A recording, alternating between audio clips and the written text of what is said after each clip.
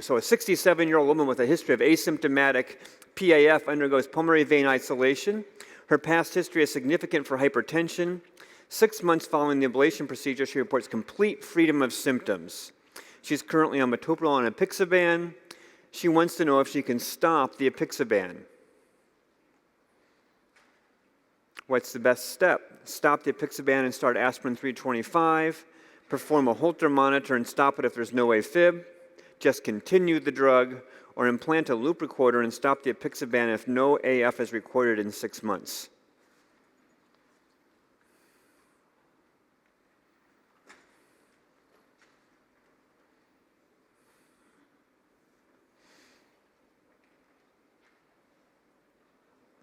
Okay, next question.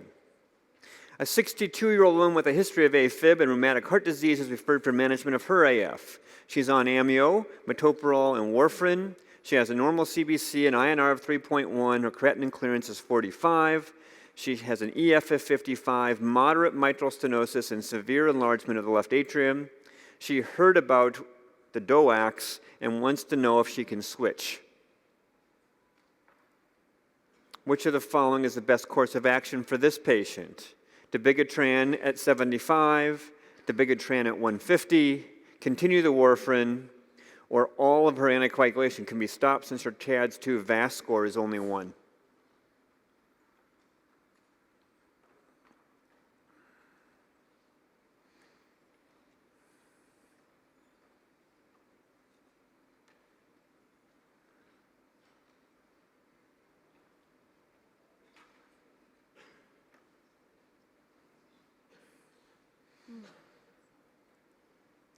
Question number 3 is a 55-year-old male with hypertrophic cardiomyopathy with palpitations and dyspnea. Otherwise unremarkable past medical history. He has AFib with a ventricular rate of 130. His creatinine is 1. Dofetilide and metoprolol are started. What is the best recommendation regarding stroke prevention for him? CHADS VAS score is 0, so start aspirin. CHADS VASC is 0, so no further therapy is necessary. CHADS VAS score is 1, start aspirin, or just start him on an oral anticoagulant.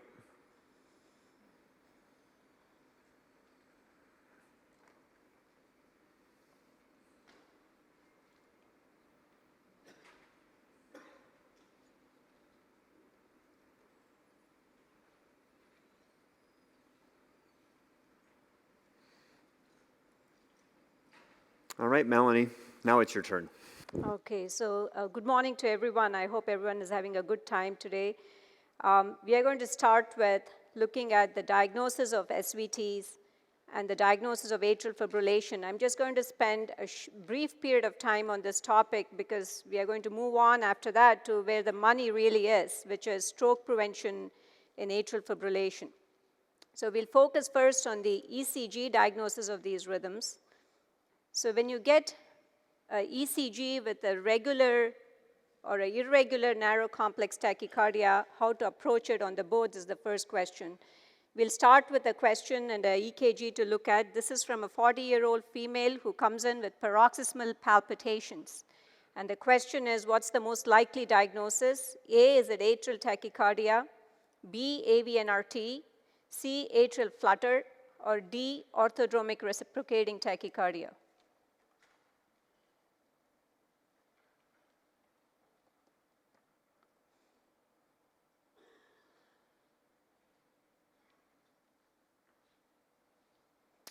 Fantastic. We'll come back to this ECG in a second. So when you look at regular narrow complex tachycardias, the 3 top ones in adults would be first AVNRT, so 60% of patients are going to have AVNRT. The second one is going to be accessory pathway related ORT, so about 30% of patients will have an ORT, and another 10% would have an atrial tachycardia. So how to distinguish these 3 major diagnoses? So when you have a regular narrow complex tachycardia on the boards, a couple of things will help you make some differential diagnosis. The first thing that you want to do is look for the P wave on the ECG. Now sometimes the P wave can be hard to find, so it's very important to squint at the QRS complex, see if there is something hiding at the end of the QRS complex like here, or something hiding on the T wave sometimes. So if you have identified the P wave, the next task is to look at what is the RP interval. Now, this is fairly straightforward. You just take any RR interval, divide it in half, and see if the P wave falls in the first half or the second half of the RR interval. So if it falls in the first half, like in this right-hand column, then you would call it a short RP tachycardia. On the other hand, if it falls in the later half of the RR interval, then you would call it a short PR, or in other words, a long RP tachycardia. So this is a long RP tachycardia, and this is a short RP tachycardia. Now we'll take a look at why this is useful to recognize. So we'll first look at the most common one, AV and RT. So the circuit here is a fairly small one that involves the fast pathway, the part of the AV node, and the slow pathway, all located in a small portion of the atrium.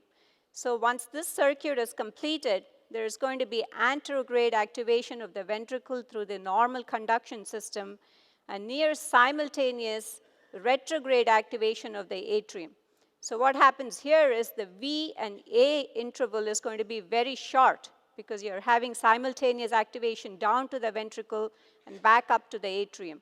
So that's why you end up with a very short RP interval in AV and RT. So if you see a RP interval that's less than 70 milliseconds, you have a AV and RT on most occasions. Looking at orthodromic reciprocating tachycardia, the circuit here is actually going down the normal conduction system, activating the ventricular myocardium, back up an accessory pathway to the atrium to complete the circuit. So what happens here? There is going to be sequential activation of the ventricle followed by the atrium. So here the RP interval is still short, but it's not going to be as short as you see in the AV and RT, where activation is near simultaneous. So you have a short RP tachycardia, but the RP interval is going to be a little longer, or more than 70 milliseconds, longer than what you see in AV and RT. So here you see a P wave that's superimposed on the T wave. So this is pretty typical for ORT. And when you look at atrial tachycardias, you can think of them in terms of similar to sinus rhythm. So there's a focus in the atrium that's firing spontaneously.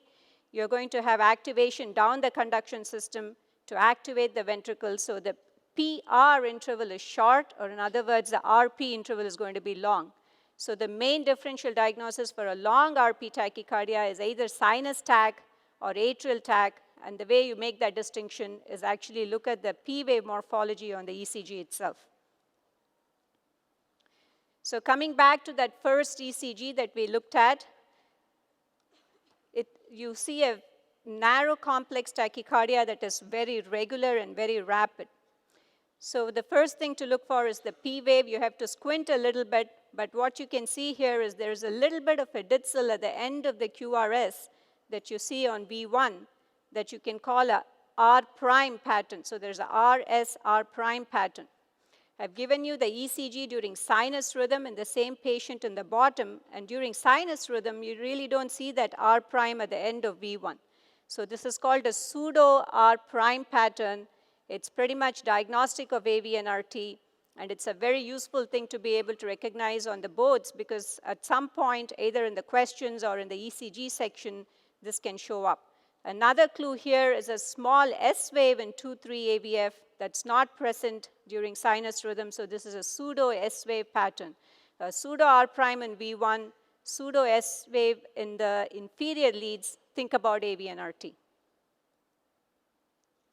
So moving on to the accessory pathway-related arrhythmias, the main clue on the board exams is going to be the presence of pre-excitation on a sinus ECG. So you have a P wave at a short PR interval followed by a delta wave or pre-excitation to the ventricle. So if you see this, start thinking about accessory pathway-related arrhythmias.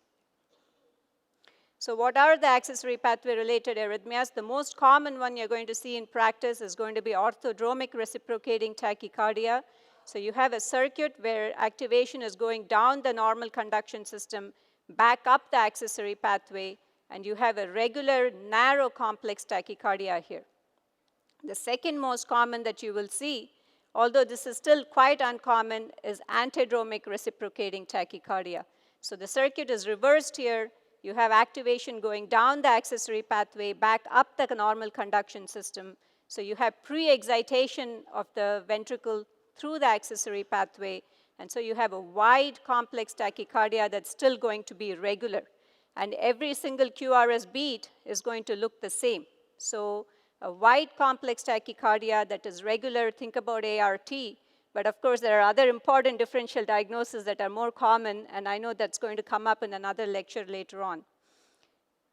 One thing that can show up on the boards is atrial fibrillation with pre-excitation. So how do you recognize that? This is going to be an irregular wide complex tachycardia. So there's going to be variability in the RR interval, just like you see in any atrial fibrillation. But it's also important to recognize that each R wave or each QRS is going to look different. So there's going to be variable degrees of pre-excitation depending on really what the RR interval is at that time. So if you see irregular wide complex tachycardia with varying degrees of pre-excitation, that's the situation where you don't want to be using AV nodal blocking agents on these patients. So moving on to the irregular narrow complex tachycardia, this is something that we are all familiar with. There is irregularity in the RR interval. There is no fixed P wave morphology. It's irregular here also. So this is atrial fibrillation. This is not atrial flutter. And comparing that to this ECG, where there is a fixed P wave morphology and it's consistent in all the leads, this is atrial flutter. This can either be regular or irregular for the RR interval. A neat pattern recognition to make in practice is that of typical atrial flutter versus atypical atrial flutter. So what is typical atrial flutter? It's predominantly an ECG diagnosis, and what you want to see with this is negative flutter waves in the leads 2, 3, and AVF. So negative flutter waves in 2, 3 AVF, and then a terminal positive flutter wave in lead V1. So if you see this pattern on the board exam, you know this is typical atrial flutter. Anything else, any other pattern of flutter morphology would be called an atypical atrial flutter.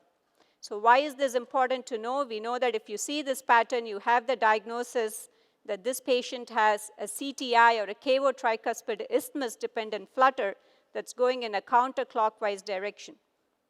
And this is a nice thing to recognize because we know that if we ablate the CTI or the cavo-tricuspid isthmus in these patients, they have a high rate of success and low rate of recurrence after such an ablation. So this is an example of an atypical atrial flutter. Anything that does not look like a typical atrial flutter, you would call atypical. And in these situations, it can often be hard to know where the circuit is, but often this is still a clockwise isthmus-dependent flutter. We'll do one more question based on ECGs. So the question is, what's the following rhythm? A, sinus with PACs, B, atrial fibrillation, and C, multifocal atrial tachycardia.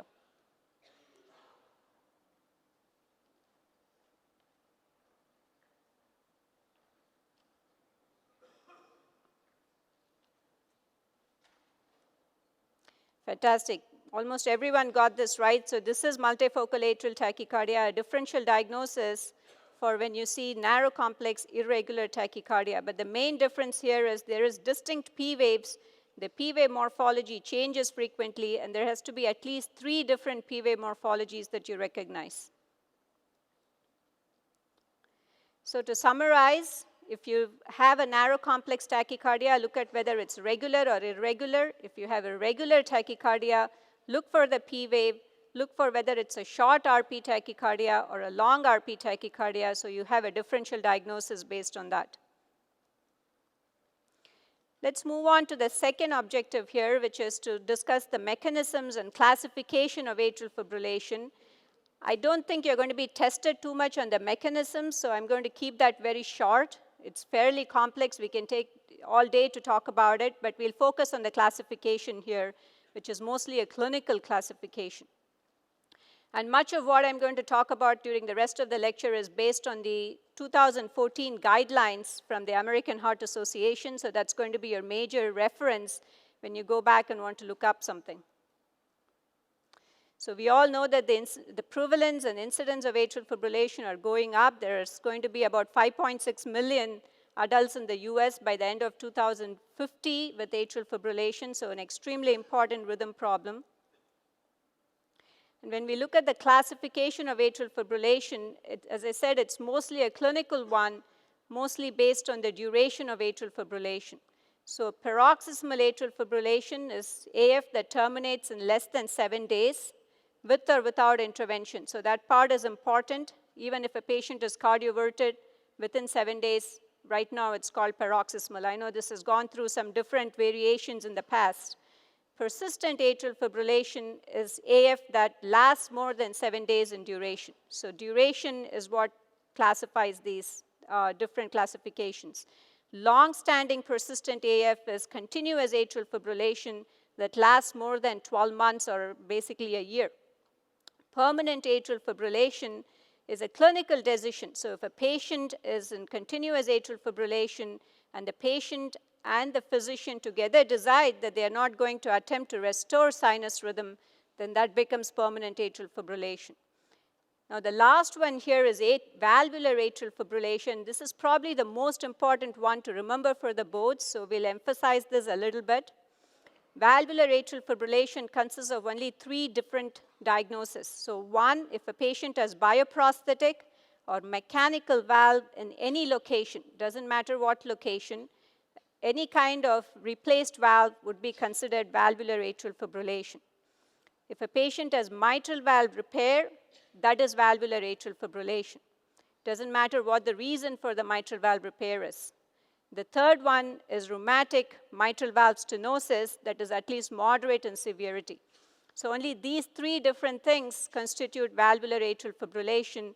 If you have patients with other types of valve problems, say aortic stenosis, aortic regurgitation, or mitral valve regurgitation, tricuspid valve regurgitation, they are not classified under valvular atrial fibrillation. So a very important distinction to make both in practice and on the boards. And why is it important? Because it's important because the NOACs have never been tested in these patients that come under valvular AF. So you don't want to be recommending a NOAC to these patients. So a few words on the mechanisms of atrial fibrillation. I think there are many different hypothesis about the mechanism of atrial fibrillation. It's always a combination of different factors in each patient. But from a clinical standpoint, most patients have a trigger for the atrial fibrillation, often coming from the pulmonary vein, which is why the pulmonary veins are targets for ablation in atrial fibrillation. And once atrial fibrillation is initiated by a trigger, there are a number of remodeling processes that happen in the atria, which are both electrophysiologic and anatomic, with fibrosis and changes in the ion channels that make atrial fibrillation more likely to sustain in the future. So there is a trigger, and also there's a substrate, and they interact with each other. So if you have a patient with paroxysmal AF, the trigger is more important. So if you ablate these patients, you're more likely to have success. If you have a patient with persistent atrial fibrillation, the substrate slowly becomes more important with time. We are really not good at ablating the substrate, and hence these patients tend to have less success with ablation procedures. So let's move on to where the real money is for this talk, which is stroke prevention in atrial fibrillation. We all know that AF patients are at higher risk for stroke. There is almost on an average 5-time increased risk. So we'll talk about how to risk stratify these patients and talk about who should be anticoagulated. We'll start this section with a question. We have a 68-year-old woman. She presents with AF, which is well controlled on flecainide. She's not having too many recurrences and no significant past medical history. Which of the following is indicated to prevent a stroke? A, aspirin, B, warfarin, C, no therapy.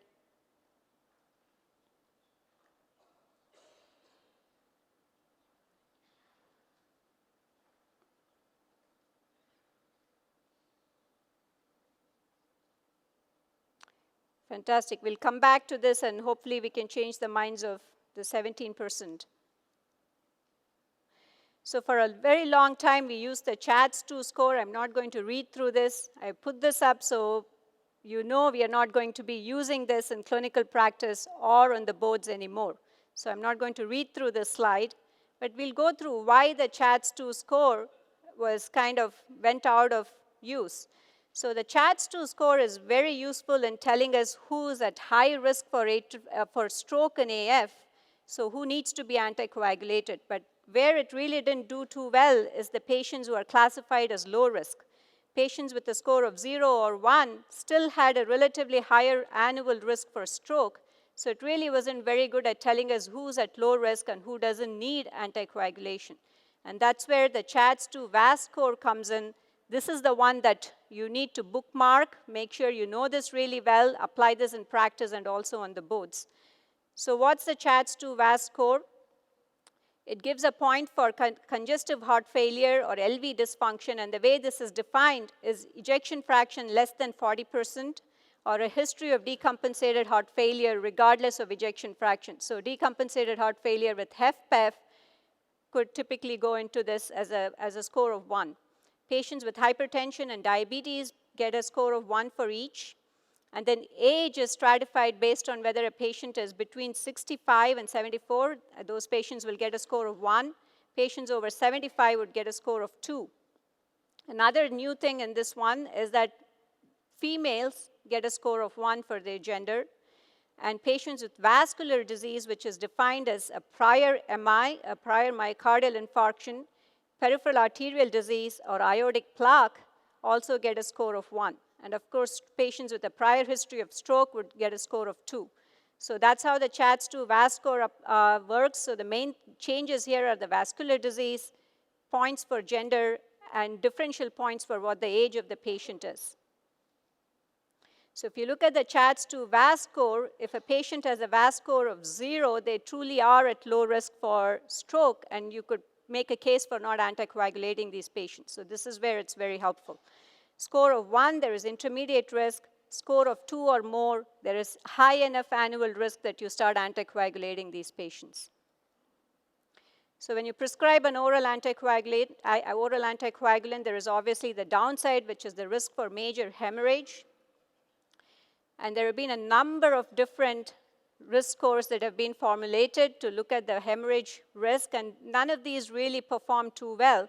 As far as the boards are concerned, the Hasbled score is the one that you should be applying. I really don't think they will make you remember the whole Hasbled score by memory, but the fundamental thing here is that this has only modest predictive value in predicting what the risk of hemorrhage is. So if a patient has a score of 3 or more, that in itself does not contraindicate the use of anticoagulants. So important to remember, what it really means is we should be talking to our patients, counseling them, and also following them closely if we do end up giving an anticoagulant to these patients.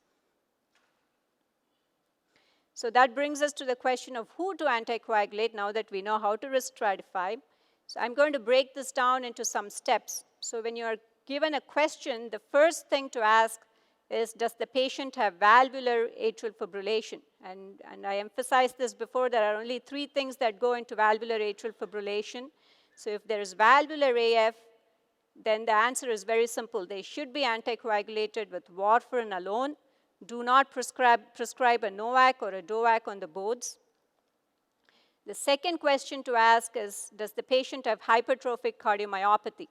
So if they have HCM, they are considered to be at high enough risk for atrial fibrillation, regardless of their CHADS-VAS score, that you would think about anticoagulating these patients. They should be prescribed either a warfarin or a DOAC.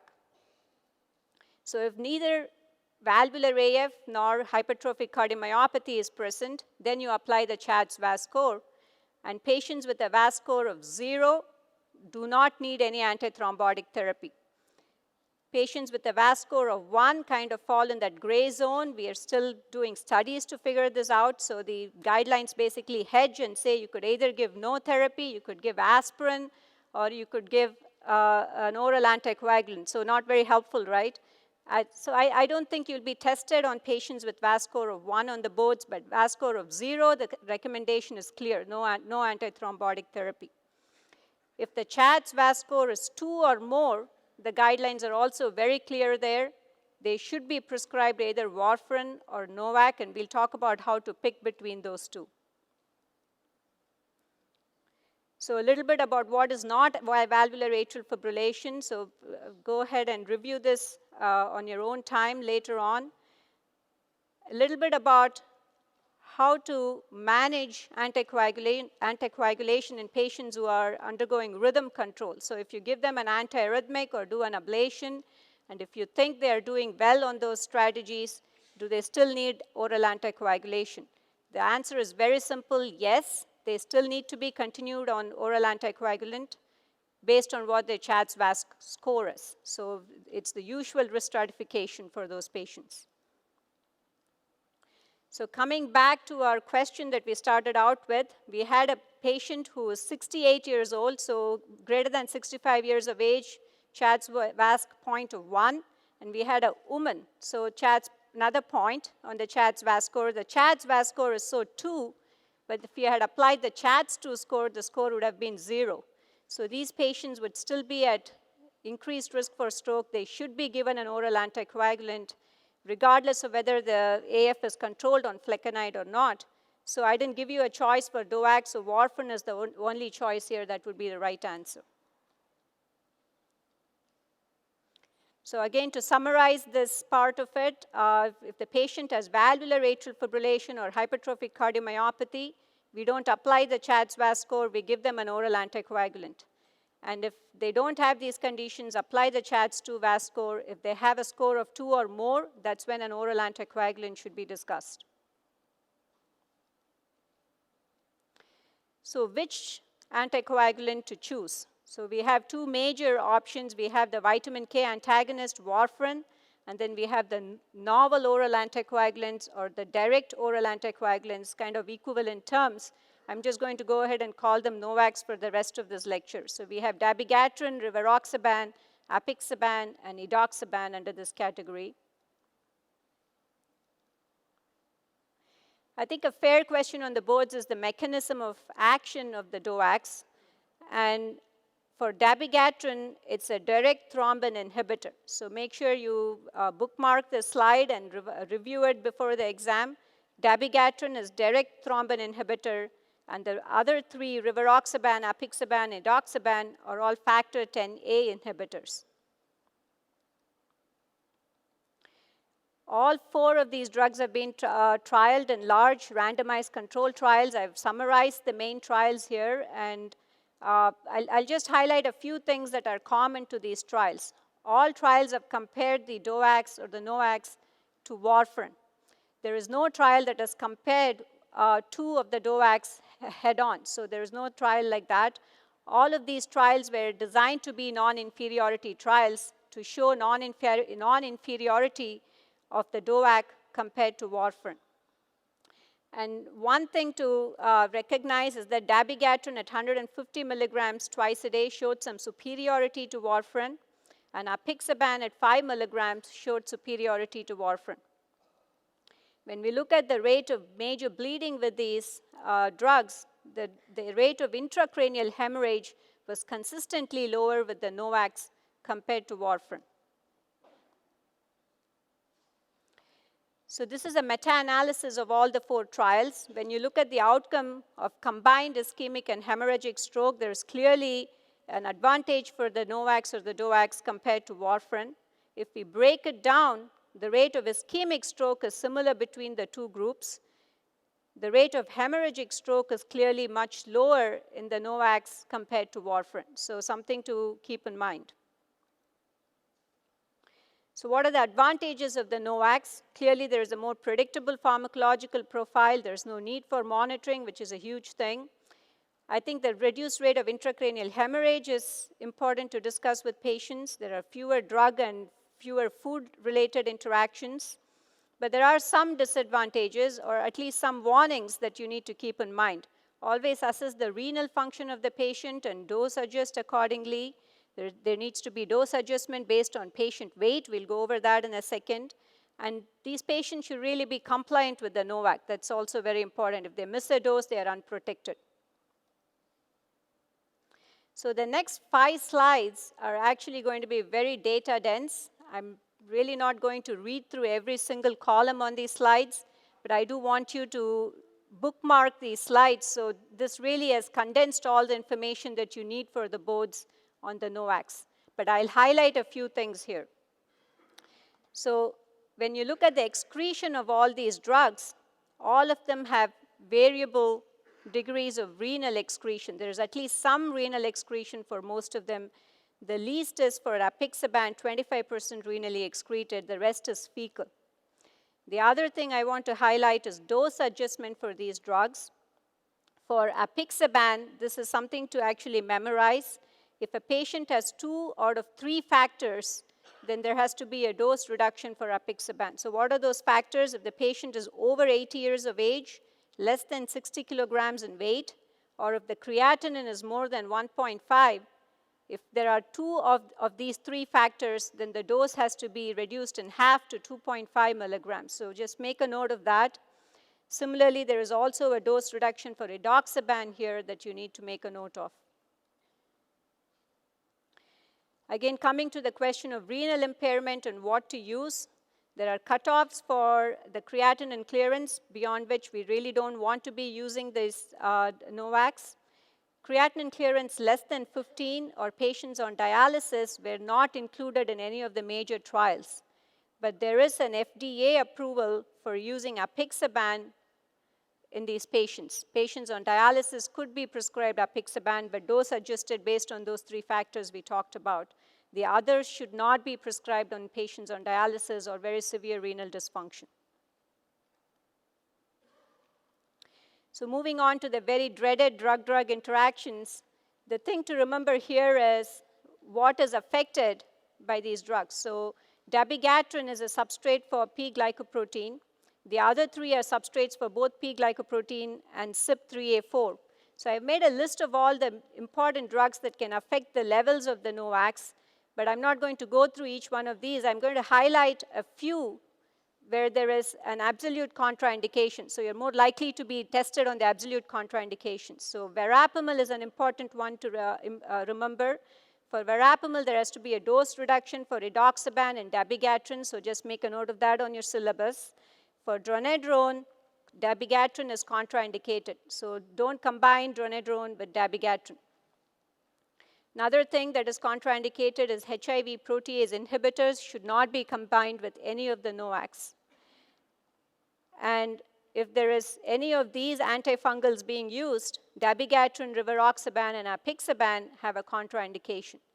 A common question that comes up in practice is amiodarone and how to dose adjust. There is currently really no recommendation on reducing the dose of NOACs with amiodarone, so I think it's unlikely to be tested on the boards. So to summarize who's a good candidate for the NOACs, patient preference is important. Patients who are naive to warfarin are good candidates. Patients who have unstable INRs and poor therapeutic ranges on warfarin are excellent candidates. Look for the renal function on these patients. Patients with good preserved renal function are good candidates. And also look out for the drug-drug interactions with the NOACs.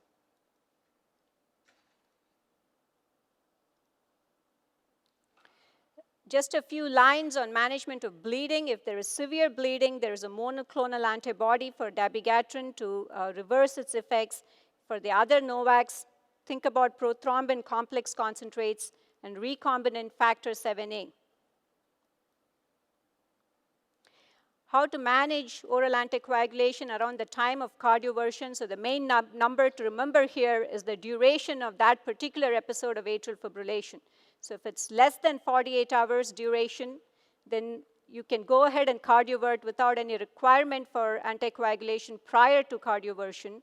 If it's more than 48 hours, patients should be anticoagulated for at least 3 weeks prior to the cardioversion, or you do a transesophageal echocardiogram to rule out thrombus.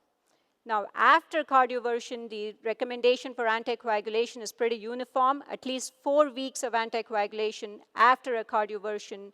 It could be a NOAC or warfarin, and this is regardless of what the CHADS-VAS score is. Now, when to bridge is a common question, so just two things to remember here. Mechanical valves, you're going to be hearing more about which mechanical valves absolutely need to be bridged, and prior history of stroke or TIA. So two things to remember for when to bridge. I typically don't bridge most of the other patients. Is aspirin a useful drug in this situation? I'll just highlight this meta-analysis that looked at all the aspirin trials that was actually quite negative. So aspirin doesn't seem to do any better than placebo in preventing strokes and atrial fibrillation. So something to keep in mind when patients come and say, oh, I'm on aspirin, am I protected? As far as the combination of clopidogrel and aspirin is considered, there is a trial, the active trial, that has compared this combination with warfarin. It's clearly inferior to warfarin in preventing strokes. Another common scenario is what to do with patients who have just undergone a PCI, right? These patients require dual antiplatelet therapy. Do you combine it with warfarin or not? There is emerging evidence, lots of trials that have looked at this, and clearly when you give 3 of these drugs together, there is a higher risk for bleeding compared to giving only dual therapy with clopidogrel plus warfarin, dropping out the aspirin in those situations. And there doesn't seem to be a significant increase in thrombosis rate in the stent when you give the dual therapy only. So right now the practice is to minimize the duration of triple therapy. One way to go is to potentially give it for 4 weeks and then scale back to a dual therapy with warfarin and clopidogrel. So to summarize this portion, as far as the choice of NOACs is concerned, think about, does the patient have valvular atrial fibrillation, and very importantly, does the patient have a mechanical valve? So a mechanical valve is an absolute no-no for a NOAC. What is the renal function of the patient? Is the renal function preserved? Is the patient on dialysis? These things are going to affect not only the choice, but also the dosing of the NOACs.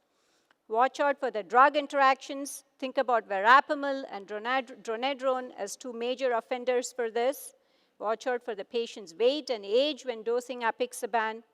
And finally, for aspirin as a monotherapy to prevent stroke, there is currently not a whole lot of evidence. And I'm sure this kind of recommendation of aspirin in CHADS VAS score of 1 hopefully will be revised with the next iteration of the guidelines. So the top one here, the AHA guidelines, is going to be your main reference. But I've really condensed all of that information, particularly on the NOACs in your slides. So just make sure you review those things before the exam. I think a lot of those details on dosing and dose adjustments and also on drug-drug interactions could be fair game for the boards.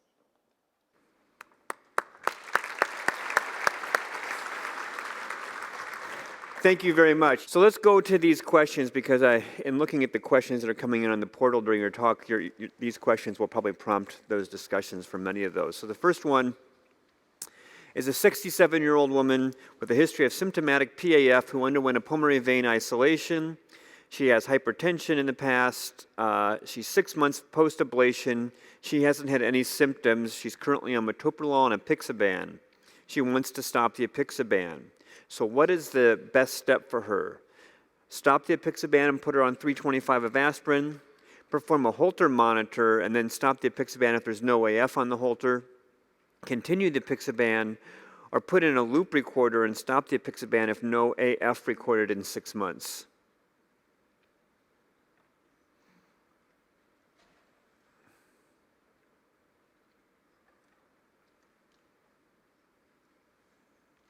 That's great. It looks like there is a lot of consensus on this one. So if we can move to the next slide, we can see what the question is. Again, the question stem.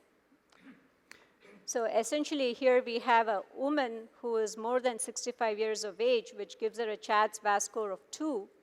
So that itself would prompt anticoagulation. And the other thing to keep in mind here is any kind of rhythm control approach, whether it's a PVI or giving an antiarrhythmic drug, even if we think it is successful, patients often do have at least asymptomatic and brief episodes of atrial fibrillation, and the current recommendations are to continue the oral anticoagulant. Now, this obviously is an area of active research, whether after a PVI to continue oral anticoagulation can be debated, but at least for the boards and for practice right now, I would continue the oral anticoagulant and always risk stratify based on the CHADS-VAS score. So this is totally not for boards, this next question. So I've heard others say that they were starting to contemplate a strategy for a patient who had probably more likely symptomatic AF. But if you had an implanted loop recorder, that you not take anticoagulation until the loop recorder alarms or you have symptomatic, and you can take one of these DOACs because the onset of anticoagulation is so rapid, so you don't have to take it every day, but only if you get episodes of AFib. What do you think about that? So I would make two comments on that. One, it's not something that has been tested in trials, so that's important to keep in mind. There is very little data behind it. The other comment I would make is in atrial fibrillation, it's not just the rhythm or the simplistic idea of clot forming in the appendage that causes stroke.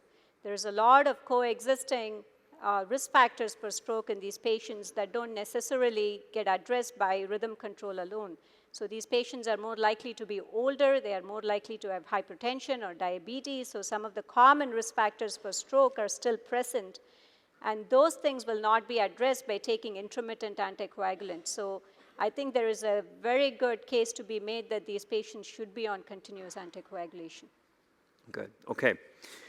So again, that wasn't a board's question. So from that first question, one of the key points to remember is just because you have a rhythm control strategy doesn't mean you're relieved of need to worry about stroke prevention. Question number 2 is a 62-year-old woman with a history of AFib and rheumatic heart disease referred for management of her AF. She's on amio, metoprolol, and warfarin. Normal CBC, INR of 3.1, normal, a creatinine clearance of 45.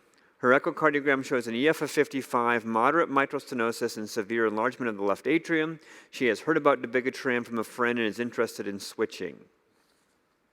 Which of the following is the best course of action for her? Start her on dabigatran at 75 twice a day, start her on 150 twice a day, don't switch her, or you can stop all anticoagulation since her CHADS-2 VAS score is only 1.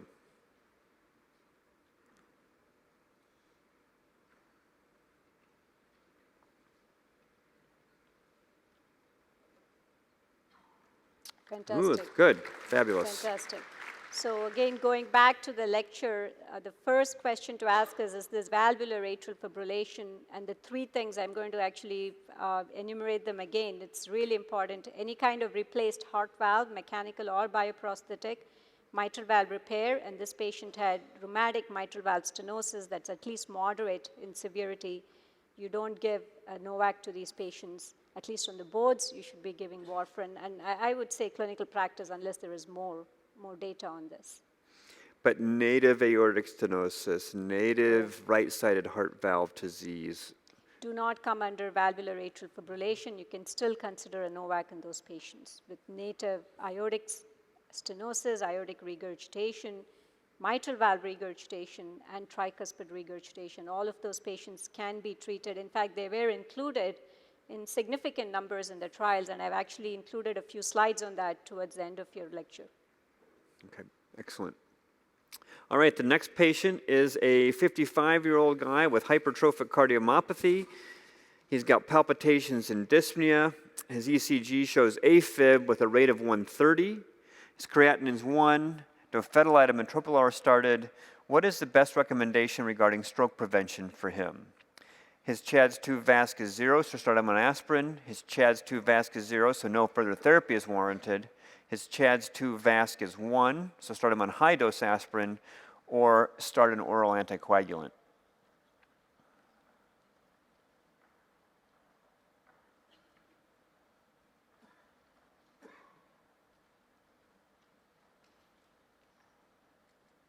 Excellent. Fantastic.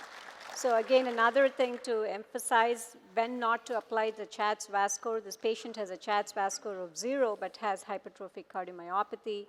He is still at high risk for stroke with atrial fibrillation, and anticoagulation should be discussed with these patients. So that can either be warfarin or a DOAC. It doesn't have to be warfarin, but any anticoagulant.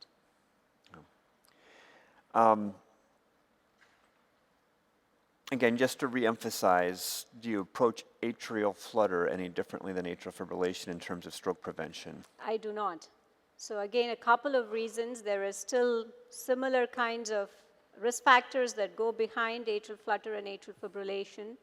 The second major reason is because patients with atrial flutter are at very high risk for developing atrial fibrillation, either immediately or sometime in the future. So they are going to have AFib at some point, and they should be anticoagulated.